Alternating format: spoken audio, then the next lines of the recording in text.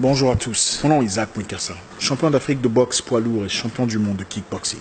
Aujourd'hui j'ai deux messages. Le premier est dirigé aux dirigeants noirs africains et le second aux racistes du Maghreb. Président noir africain, avec tout le respect que je vous dois, il arrive un moment où il faut avoir honte.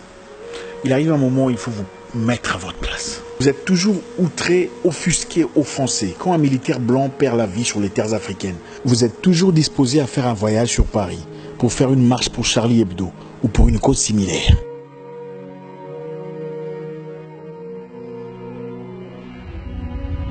Où êtes-vous quand vos enfants sont opprimés? Où êtes-vous quand votre peuple, les Noirs, sont victimes d'un système arbitraire au Maroc, en Libye, en Algérie? Nous savons que beaucoup sont là pour leurs intérêts personnels, bien que souvent on fait semblant de ne pas savoir. Mais quelquefois, il faut avoir honte. Non, aidez-moi à comprendre. Quel genre de père permettrait au voisin de taper sur son enfant répétitivement sans qu'il ne réagisse? Je ne comprends pas. Il y a une théorie occidentale selon laquelle les chefs coutumiers noirs étaient eux-mêmes marchands d'esclaves, vendeurs de leurs frères. Ne nous faites pas croire à travers votre silence que vous êtes exactement comme ces personnes il y a de cela quelques siècles. Ne nous encouragez pas à croire à travers votre calme que cette théorie est correcte. L'Afrique en a marre d'observer votre calme quand ses enfants se noient dans la Méditerranée.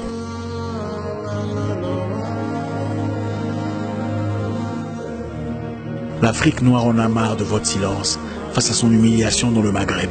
Elle en a marre de votre tranquillité face à l'esclavage en Libye. Afrique, jusqu'à quand serons-nous le punching bag de tout le monde? Le sac de frappe de n'importe qui. Maintenant, je voudrais parler à mes amis racistes de l'Afrique du Nord. Je précise bien racistes.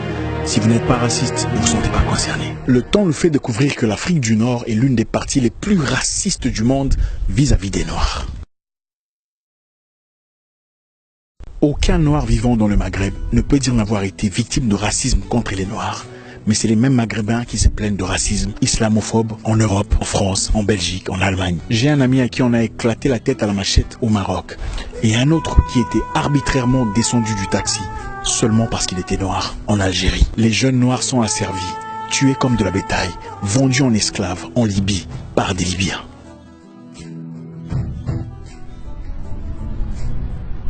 Écoutez, je ne suis pas en train de faire un message de négociation. À un moment, il faut arrêter. C'est vous qui avez fait tuer Kadhafi au profit de forces occultes.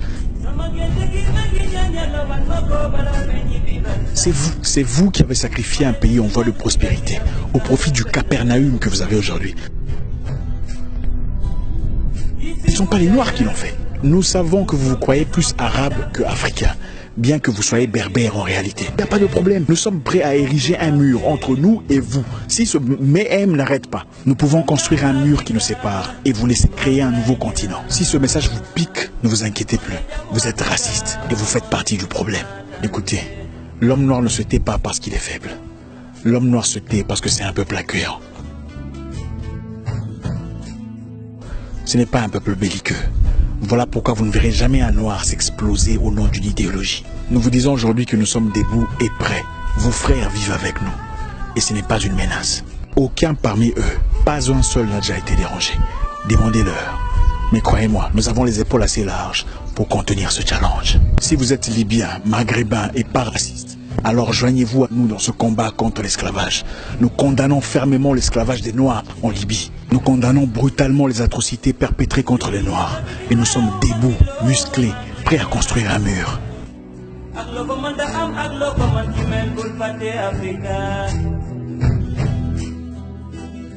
Ici ou ailleurs, la paix